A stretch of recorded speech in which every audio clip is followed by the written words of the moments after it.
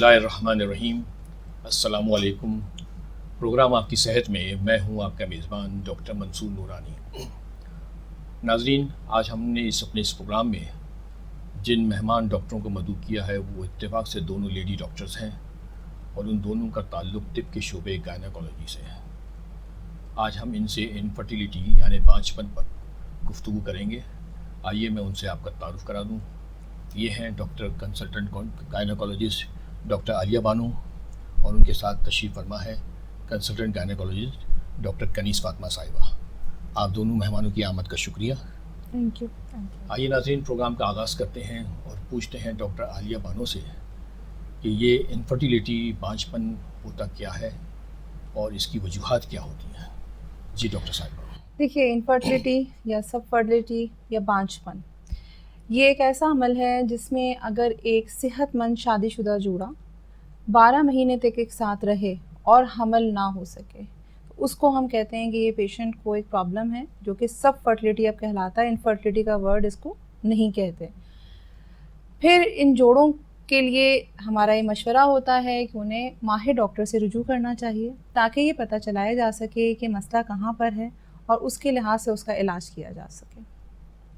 तो ये 6 महीने से पहले अगर नहीं कहा जा सकता, अगर किसी खातून की उम्र 35 साल हो तो उस सूरत में हम ये कह सकते हैं कि 6 महीने के बाद ही उनको इलाज के लिए या तशख़ीस के लिए डॉक्टर से रुजू करना चाहिए। लेकिन अगर सेहतमंद कपल है, यंग एज है, नौजवान हैं, दोनों साथ रह रहे हैं एक साथ, तो उनमें कम से कम 12 महीने का वक्फ़ा ज़रूरी है, ये सोचने के लिए कि हाँ भाई अब हमल क्यों नहीं हो रहा। अक्सर देखा गया है कि हमारे पास बहुत यंग लड़कियां आती हैं 20 साल 21 साल की, जिनकी शादी को 3 या 4 महीने हुए होते हैं और लोकल क्लिनिक्स लोकल डॉक्टर्स के पास जाती हैं और वहाँ से काफ़ी ज़्यादा दवाइयाँ लेके काफ़ी पेचीदगी के साथ हमारे पास आती हैं। तो कम से कम 12 महीने का वक्फ़ा इंतहाई ज़रूरी है इस बात को डायग्नोज़ करने के लिए कि इस जोड़े को, इस कपल को किसी मज़ीद टेस्ट की, मज़ीद इनकी एग्ज़ामिनेशन होने की या इन्हें डॉक्टर से रुजू करने की ज़रूरत है। तो इसमें हमारे जो प्रेशर पड़ता है फैमिली की तरफ से, लोग सवाल शुरू कर देते हैं कि 3 महीने हो गए, 4 महीने हो गए, अभी खुशखबरी नहीं है। देखिए, फैमिली इसीलिए तो आप ये प्रोग्राम कर रहे हैं और हम यहाँ आए हैं कि हम ये अवेयरनेस पैदा कर सकें लोगों के अंदर कि अगर किसी की नई नई शादी हुई है, नौजवान जोड़ा है, उस पर अगर हम साइकोलॉजिकली बहुत ज़्यादा प्रेशराइज़ करते हैं तो वो भी एक रिस्क फैक्टर बनता है इस बात के लिए कि वो परफॉर्मेंस एंजाइटी लड़के की तरफ से हो जाती है। लड़की के स्ट्रेस की वजह से पीरियड्स इरेगुलर हो जाते हैं, जिसकी वजह से फिर मज़ीद जो ये मसला है ना, ये बढ़ता है। तो कम से कम नौजवान जोड़ा है तो उसको 12 महीने के बाद ही डॉक्टर से रुजू करना चाहिए। और ज़्यादातर हमारे सेटअप में जैसे ख़वातीन या बच्चियां जो आती हैं वो अपने घर वालों के साथ आती हैं। अगर शौहर साथ आता है तो हम उसको ये बात एक्सप्लेन करते हैं, अगर उनकी सास या वालदा साथ आती हैं तो हम उनको भी यही बात एक्सप्लेन करते हैं और ज़्यादातर लोग इस बात पे मान जाते हैं, उनको समझ आ जाती है। डॉक्टर कनीस फातिमा, मैं आपसे पूछूंगा कि इनफर्टिलिटी किस्में कितनी हैं, कितनी टाइप्स हैं इसकी? अच्छा जी, जैसे अभी डॉक्टर आलिया ने कहा कि हम एटलीस्ट 1 ईयर कहते हैं कि 1 ईयर आप लोग ट्राई करें नेचुरल तरीके से। तो अगर कोई कपल ऐसा आता है हमारे पास जिसने कभी कंसीव ना किया हो, 1 साल से रह रहे हैं साथ, कंसीव नहीं किया हो, तो हम इस तरह की इनफर्टिलिटी को या सब फर्टिलिटी को प्राइमरी सब फर्टिलिटी कहते हैं। दूसरी टाइप की जो सब फर्टिलिटी होती है, जिसको हम सेकेंडरी सब फर्टिलिटी कहते हैं, उसमें अमूमन ऐसा होता है कि कोई भी कपल जो साथ रह रहे हैं more than 1 year, 6 month, what ever the time period, और उन्होंने इस दौरान कंसीव किया हो। अब कंसीव का मतलब क्या होता है कि सम टाइम वो पूरा फुल लाइफ बर्थ होती है, सम टाइम ये मिसकैरेजेस हो सकता है, सम टाइम ऐसा होता है कि हम रिपोर्ट्स करवाते हैं और उसमें पता चलता है कि प्रेगनेंसी है। लाइक हम ब्लड इन्वेस्टिगेशंस कराते हैं, उसमें पता चलता है प्रेगनेंसी है। तो हम ऐसे कपल को, जब वो हमारे पास उस इवेंट के बाद 1 साल, 2 साल, 3 साल के बाद आते हैं और वो चाहते हैं कि उनको दोबारा से प्रेगनेंसी हो सके, तो उसको हम सेकेंडरी इनफर्टिलिटी कहते हैं। अच्छा, दूसरा सवाल मेरा ये है कि हमारे यहाँ हमल ना ठहरने का इल्ज़ाम आमतौर से फ़ीमेल को दिया जाता है। जी, क्या ये दूसरा वही है? डोमिनेट माशरा है हमारा। नहीं, ये ये बिल्कुल सही नहीं है। इस पे मैं ख़ास तौर पे आपको कहूँगी, और ये बिल्कुल 100% ऐसा ही होता है हमारी क्लिनिक्स में कि बस जैसे शादी हुई 3 महीने के बाद बहुत यंग लड़कियाँ हमारी क्लिनिक्स में बैठी होती हैं और शी इज़ वेरी वरीड कि डॉक्टर साहब प्रेगनेंसी नहीं हो रही है, डॉक्टर साहब प्रेगनेंसी नहीं हो रही है। अच्छा, हस्बैंड कभी साथ नहीं होते हैं, जो ये हमें अंदाज़ा हो जाता है कि इन पे कितना प्रेशर है। ससुराल का प्रेशर है, हर मिलने वाले का प्रेशर है, और वो यही पूछते हैं कि अभी तक तुमने कंसीव नहीं किया। या अगर किसी के घर में 2 या 3 शादियाँ हो गई साथ और एक ने कंसीव कर लिया और दूसरी नहीं किया, तो उसकी ज़िंदगी तो आप समझ लें बस। तो औरतों पे बहुत स्ट्रेस है। लेकिन जहाँ तक रिस्पॉन्सिबिलिटी की बात है कि सारा रिस्पॉन्सिबिलिटी औरत पे जाता है, ऐसा बिल्कुल नहीं है। जब हम साइंटिफिकली स्टडीज़ करते हैं और कॉजेज़ देखते हैं तो हमें ये पता चलता है कि दोनों इस प्रॉब्लम में बराबर के शरीक हैं। अगर हम 50% औरत को रिस्पॉन्सिबल करते हैं कि इनके प्रॉब्लम्स की वजह से नहीं हो रहा, तो सिमिलरली 50% मेल रिस्पॉन्सिबल होता है। और इसीलिए हम चाहते हैं कि जब भी हम एक इनफर्टाइल कपल को अपने क्लिनिक में देखें तो कपल साथ हों, ताकि उनको अंडरस्टैंडिंग हो कि हम किस तरह दोनों को साथ लेके चलें। Only women is not the patient for us, हमें पूरा कपल देखना होता है और हम दोनों को साथ ट्रीट करते हैं हर स्टेप पे। अच्छा, मैं नहीं पूछना आपसे डॉक्टर आलिया बानो कि मर्दों की इनफर्टिलिटी की वजूहात कौन कौन सी हो सकती हैं? देखिए, अगर हम इस तरह कैटेगराइज़ करते हैं कि मर्दों की क्या-क्या वजूहात हो सकती हैं, तो जिस तरह से ये देखें कि जब छोटा बच्चा पैदा होता है, उसमें अक्सर ऐसा पता चलता है कि जी बच्चे को हर्निया है। तो होता क्या है कि उसका जो टेस्टिस है, वो किसी वजह से डिसेंट नहीं हो सकता, नीचे अपने सैक में या स्क्रोटम में आ नहीं पाता है। एक वजह ये होती है कि वो टेस्टिस अगर जिस्म से बाहर है, तो अल्लाह ताला ने इसीलिए रखा है कि उस ख़ास टेम्परेचर पे उसकी बच्चा पैदा करने की सलाहियत सही रहती है। अगर वो पेट के किसी हिस्से के अंदर रह जाए, हर्नियल सैक में चला जाए, तो वो सलाहियत अफेक्टेड होती है। इसके बाद दूसरा आ जाता है इन्फेक्शंस, जैसे मम्स होता है जिसको गुलहड़ भी कहते हैं, जो कान के आगे एक गदूद होता है पैरोटिड ग्लैंड, उसके इन्फेक्शन। उस इन्फेक्शन के साथ कभी कभी टेस्टिकुलर इन्फेक्शन भी होता है, जिसकी वजह से बच्चा पैदा करने की सलाहियत मर्दों के अंदर बहुत हद तक कम हो जाती है या ख़त्म हो जाती है। इसके अलावा अगर हम इसको देखें तो कुछ वजूहात ऐसी होती हैं जो कि हमारे लाइफ स्टाइल से रिलेटेड होती हैं। जैसे आजकल नौजवान लड़कों को देखा गया है कि वो बहुत ज़्यादा स्मोकिंग करते हैं, सिगरेट नोशी करते हैं, उससे बच्चा पैदा करने की सलाहियत, सेमेन की क्वालिटी काफ़ी हद तक अफेक्टेड होती है। इसी तरह शराब नोशी, मोटापा ख़वातीन में जहाँ पर मुश्किलात खड़ी करता है, वहाँ पे मर्द हज़रात में भी जो ओवर वेट होते हैं, उनमें बच्चा पैदा करने की सलाहियत में कमी होती है। तो हर तरह के एडिक्शन, हेल्थ रिलेटेड इश्यूज़ जो हैं, इन्फेक्शंस हैं, बचपन के अंदर टेस्टिस का अनडिसेंडेड होना, ये तमाम वजूहात हैं जो कि, और इसमें जी बिल्कुल आपने सही फरमाया, वेरिकोसील भी एक कंडीशन होती है जिसके अंदर ये प्रॉब्लम हो सकती है मर्द। और डॉक्टर आलिया बानो, डॉक्टर कनीज़ फातिमा, मैं आपसे पूछूंगा कि औरतों में इसकी क्या क्या वजूहात होती हैं? अच्छा देखिए, हम लोग जो है ना, जब भी हमारे पास पेशेंट आता है, हम स्टार्ट ही ऐसे करते हैं कंसल्टेशन, क्योंकि definitely it's a very psychological, big psychological problem होता है। और उस पर हम बताते हैं औरतों को कि देखो प्रॉब्लम कहाँ से स्टार्ट हो सकती है। उसको परसेंटेजेस में हम डिवाइड कर देते हैं। जैसे हम कहते हैं कि मोस्ट ऑफ द टाइम, अगर पाकिस्तान में आपको पता है ओबेसिटी बहुत रैपिडली बढ़ रही है, और हमारी लड़कियां जो हैं बहुत कॉमनली एक प्रॉब्लम का शिकार हैं जिसको हम अपनी ज़बान में पॉलीसिस्टिक ओवेरियन सिंड्रोम कहते हैं, और हमारी क्लिनिक में बहुत कॉमनली यंग बच्चियाँ आती हैं। तो इस कंडीशन में क्या होता है कि एग रिलीज़ का प्रॉब्लम होता है।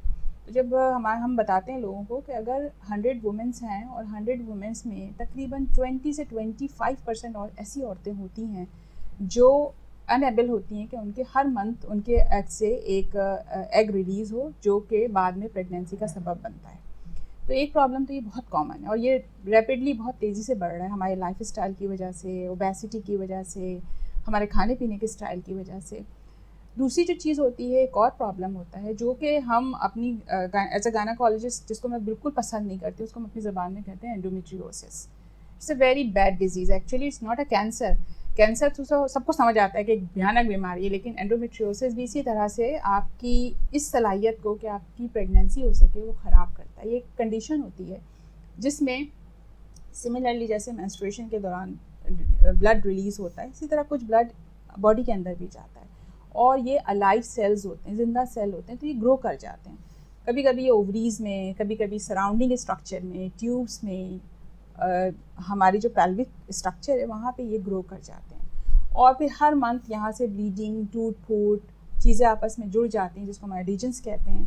और ये भी एक फैक्टर है जो हम तकरीबन 20 से 25% कहते हैं कि अगर 100 औरतें हमारे पास आ रही हैं तो उनमें 25% ऐसी औरतें होती हैं जो इस प्रॉब्लम का शिकार होती हैं। इसको एंडोमेट्रियोसिस कहते हैं। इसके कुछ और सिम्टम्स भी होते हैं, लाइक उनको पेन होता है, और मंथली उनको पेन रहता है, एब्डोमिनल पेन होता है। ये भी एक डायग्नोसिस में हमारी हेल्प करते हैं। तीसरी कंडीशन जो होती हैं, जो कि बहुत कॉमन तो नहीं है लेकिन फिर भी होता है हमारे यहाँ, स्पेशली हमारे कुछ सर्टेन एरियाज़ हैं। लाइक मैं बलूचिस्तान एक दफ़ा गई और मैंने वहाँ पे इनफर्टिलिटी की एक क्लिनिक की और 4000 पेशेंट हमने 2 से 3 दिन में देखा। हमारे साथ काफ़ी बड़ी टीम थी।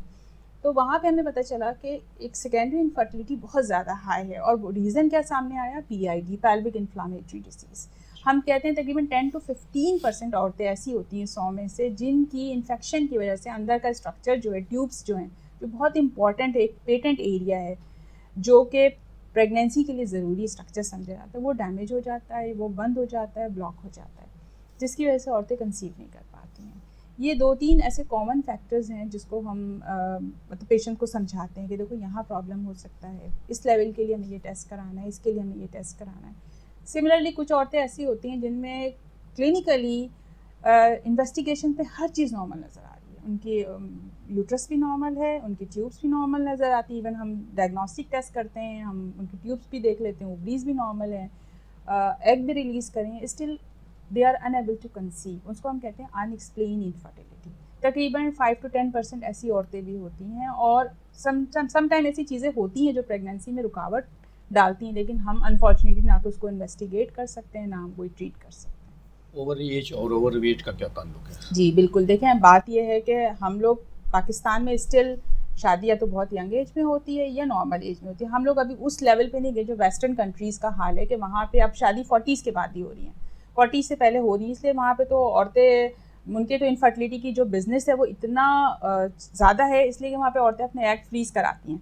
उनको अपना करियर बनाना है, उनको आगे प्रोफेशन है, तो अपने एग फ्रीज़ करा देती हैं कि मैं 40 के बाद जब शादी करूँगी तो मुझे एग्स चाहिए होंगे। हमारे यहाँ तो ऐसा है कि अगर फर्टिलिटी विद टाइम डिक्लाइन होती है, जैसे आप 35 पे पहुँचते हैं, आपके ओवरीज़ के अंदर जो एग्स हैं उसकी क्वालिटी बहुत पुअर हो जाती है और विद टाइम वो होती जाती है। तो जितना ज़्यादा टाइम होगा, जो अच्छा चांस होता है कि आप सही फेस जिसको आप कहते हैं, वो 25 से 35 का टाइम है जिसमें मैक्सिमम औरतें कंसीव करती हैं, बिकॉज के जो अंडेदानी होती है उससे अंडे अच्छी क्वालिटी के रिलीज़ होते हैं। आफ्टर 35 उनकी क्वालिटी जो होती है वो पुअर होना शुरू हो जाती है। और यही काम हमारा लाइफ स्टाइल है जो हमारे एग पे इफेक्ट करता है, हमारी ओबेसिटी है, ये सारी चीज़ें जो हैं, गुटखा पान तंबाकू हमारे माशरे में बहुत कॉमन है। कुछ कम्युनिटीज़ ऐसी हैं जो बहुत फ्रीक्वेंटली तंबाकू नोशी करती हैं। तो ये सारी चीज़ें जो होती हैं ये एग की क्वालिटी पे इफेक्ट करती हैं और ये भी एक इनफर्टिलिटी का सबब होता है। अच्छा, ये तो हो गई हमारी फीमेल्स की और मेल की प्रॉब्लम्स, लेकिन कंबाइन कौन से फैक्टर्स हैं जिसकी वजह से प्रेगनेंसी नहीं हो पाती? देखिए कंबाइन की साइकोलॉजिकल प्रॉब्लम, झगड़े कर रहे हैं आपस में। कंबाइन जहाँ तक बात करते हैं हम, वैसे तो हम इंडिविजुअलाइज करके बताते हैं। मेल के अंदर भी बहुत सारे प्रॉब्लम, डॉक्टर आलिया ने बहुत अच्छे से बताया कि क्या क्या मसले होते हैं। अब प्रॉब्लम ये होती है जब कॉम्बिनेशन में बात होती है ना, तो उसमें हम ये देख रहे होते हैं कि एक कपल साथ रह रहा है, 1 साल गुजर गया, नेक्स्ट ईयर हमने उनको इन्वेस्टिगेशन, एग्जामिनेशन सब ऑफर कर दी, उसके बाद भी कंसीव नहीं कर पा रहे हैं। ठीक है, सम टाइम इसमें अनएक्सप्लेन इनफर्टिलिटी का बहुत बड़ा रोल है। Some times not very common, लेकिन sometimes there is a other problem like relationship problem है। यहाँ पे साइकोलॉजिकल फैक्टर्स बहुत सारे आ जाते हैं।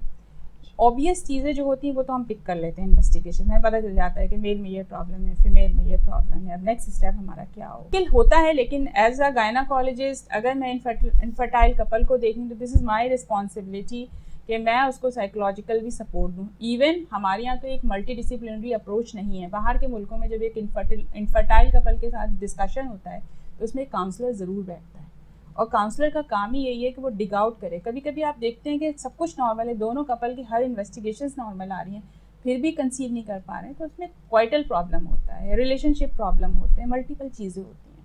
लाइफ स्टाइल का भी डॉक्टर आलिया ने कहा, male lifestyle is very important. आप ऐसे हमारे यहाँ देखें ना, कितने लोग हैं जो रंग वाली फैक्ट्री में मेल काम कर रहे हैं, डाई का कितना कॉमन सा काम होता है, ये बहुत इफेक्ट करती है। सिमिलरली आपको जो है एक्सपोजर टू रेडिएशन, वो भी कॉज बिल्कुल है कि आप रेडिएशन इवन औरतों के लिए भी है, मेल के लिए, दोनों के लिए। और जेनेटिक प्रॉब्लम हो सकता है। जेनेटिक प्रॉब्लम भी बहुत, देखें ये तो फिर कुछ लाइक एक डिजीज है सिस्टिक फाइब्रोसिस, अब ये मेल में इनफर्टिलिटी कराता है। अगर इस तरह की चीज़ें होती है तो फैमिली हिस्ट्री हमें सपोर्ट करती है। और अगर आप ये देख रहे हैं कि भाई एक जनरेशन है, एक भाई में भी है, हम लोग फैमिली हिस्ट्री जब पेशेंट को डिग आउट करते हैं तो हम ये पूछते हैं फैमिली हिस्ट्री कि अगर फैमिली में ये चीज़ चल रही है तो definitely we should think about some genetic disorder और हमें जेनेटिक टेस्टिंग पे भी जाना चाहिए। अच्छा डॉक्टर आलिया बानो, मैं आपसे पूछूंगा कि इस इनफर्टिलिटी की तशख़ीस कैसे की जा सकती है, कौन कौन से टेस्ट करवाए जाए, जी फीमेल के भी और मेल के भी? जी देखिए मंसूर साहब, ऐसा होता है कि हमारी हर चीज़ जो हमारा सक्सेस है ना, जो हमारी कामयाबी है किसी भी बीमारी को सही से इलाज करने की, वो इस बात पर है कि हम बहुत अच्छे तरीके से कपल के साथ बैठें, उनकी हिस्ट्री डिटेल में हो, एग्जामिनेशन हो, हमारा एक रैपो बनता है। फर्स्ट टाइम अगर हम किसी से मिलते हैं ना, तो कभी भी ऐसा नहीं होता कि वो पेशेंट अपनी पर्सनल प्रॉब्लम, जैसे डॉक्टर साहब ने बहुत अच्छे, डॉक्टर कनीज़ ने कहा कि जी कोइटल प्रॉब्लम्स होती हैं, रिलेशनशिप प्रॉब्लम्स होती हैं, टाइमिंग्स की प्रॉब्लम्स होती हैं, वो कभी हमें नहीं बता रहे होते हैं, तो हमें उन्हें टाइम देना पड़ता है। आइडिया हो जाता है हमें, कहीं डोमेस्टिक वायलेंस बहुत ज़्यादा होता है, तो एक तो हिस्ट्री हमारी बहुत इंपॉर्टेंट है। वो एक साथ रह रहे हैं, वाकई वो एक साथ रह रहे हैं, ठीक है। जैसे कभी मेरे पास ऐसे भी कपल्स आए कि शादी को 4 साल हो गए, बच्चा नहीं हो रहा, ठीक है। जब बहुत डिटेल में हिस्ट्री ली तो पता चला अब तक इंटरकोर्स ही नहीं हो पाया है। और पेशेंट ने ये बात कभी किसी को नहीं बताई, क्योंकि उसका रिलेशनशिप डॉक्टर के साथ ऐसा बना ही नहीं। We have to listen to this patient. हमें हमेशा एक बहुत अच्छा, यानी कहते हैं ना कि मरीज़ अपनी स्टोरी सुना रहा हो तो उसके बात बार बीच में नहीं रोकना चाहिए, उसकी बात मुकम्मल तौर पे सुननी चाहिए। उसके बाद पेशेंट को एक यानी लाइन से हमें एक्सप्लेन करना होता है कि क्या 3 चीज़ें अहम हैं। जैसे डॉक्टर कनीज़ ने कहा, मेल स्पर्म की क्वालिटी और उसकी एक्टिविटी इंपॉर्टेंट है। उसके बाद ये इंपॉर्टेंट है कि पेशेंट का हर महीने एग रिलीज़ हो रहा हो, उसकी माहवारी रेगुलर आ रही हो। तीसरी चीज़ ये इंपॉर्टेंट है कि ट्यूब्स खुली हुई हों। तो हमारी तशख़ीस, हमारा इलाज इन्हीं 3 चीज़ों के इर्द गिर्द घूमता है। कभी भी ऐसा नहीं होता कि हम ये कहेंगे कि नहीं जी मर्द, क्योंकि जैसे सेकेंडरी इनफर्टिलिटी की बात हुई कि जी पहले 2 बच्चे थे, अभी 4 साल से बच्चे नहीं हो रहे, तो मौरद इल्ज़ाम औरत को ही ठहराया जाएगा। नहीं, ऐसा नहीं है। जो बीमारी औरत में हो सकती है, अगर उसके ट्यूब ख़राब हो सकते हैं, उसकी एग नहीं बन रहे हैं, ओवरीज काम नहीं कर रही हैं, तो मर्द के सीमेन एनालिसिस में भी प्रॉब्लम हो सकती है। तो हमें दोनों कपल का तशख़ीस करने के लिए टेस्ट करने होते हैं। जो हिस्ट्री में हमें इंपॉर्टेंट चीज़ पता चलती है कि किसी खातून को रेगुलर मेंसेस आ रहे हैं, माहवारी की डेट्स में कुछ आगे पीछे नहीं है, तो हम इस बात, और उसका वेट और हाइट जिसको हम कैलकुलेट करते हैं BMI, बॉडी मास इंडेक्स, अगर वो एक नॉर्मल रेंज में है, 25 से कम है, तो इसका मतलब ये है कि पेशेंट हमारी जो है ना वो लो रिस्क हो। अब उसके अंदर हम चेक करते हैं FSH, एक टेस्ट होता है। एक और टेस्ट आया है जिसको AMH कहा जाता है। FSH ज़रूरी है कि माहवारी के दूसरे दिन चेक किया जाए। AMH का माहवारी के किसी दिन से कोई ताल्लुक़ नहीं होता है, वो किसी भी दिन आप करा सकते हैं। एक ब्लड टेस्ट होता है।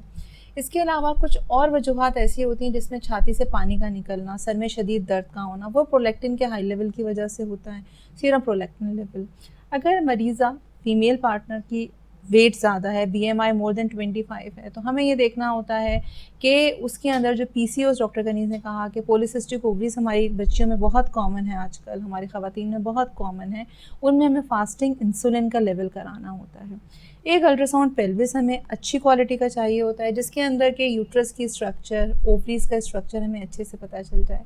एक सेमेन एनालिसिस, ये तो हो गई हमारी बेसिक इन्वेस्टिगेशन। इससे हमें पता चल जाएगा कि ओवरीज एग रिलीज़ कर रही हैं, यूट्रस में कोई फाइब्रॉइड नहीं है और ओवरीज में कोई एंडोमेट्रियोसिस नहीं है। ट्यूब काम कर रही है या नहीं कर रही है, उसके लिए हमें फर्दर एक और स्टेप आगे जाना पड़ता है। उसके लिए सीमेन एनालिसिस की रिपोर्ट का होना बहुत ज़रूरी है। सीमेन एनालिसिस में जो चीज़ें हमें देखनी होती हैं वो ये होती हैं कि स्पर्म्स की क्वालिटी कैसी है, उसका स्ट्रक्चर नॉर्मल है और उसकी हरकत कितनी तेज़ है। अगर ये तीनों चीज़ें नॉर्मल हों, फिर हम ट्यूब्स के मुआयने की तरफ जाते हैं। ट्यूब्स के मुआयने के 2 तरीके हैं। एक एक्सरे का तरीका होता है, ठीक है। अगर पेशेंट बिल्कुल लो रिस्क है, जिसकी कभी कोई इन्फेक्शंस की हिस्ट्री ना रही हो, जिसके अंदर कभी कोई एंडोमेट्रियोसिस का एलिमेंट हमें ना लगता हो, उसके हम एक्सरे के ज़रिए ट्यूब्स खुली हैं या नहीं खुली हैं देख सकते हैं।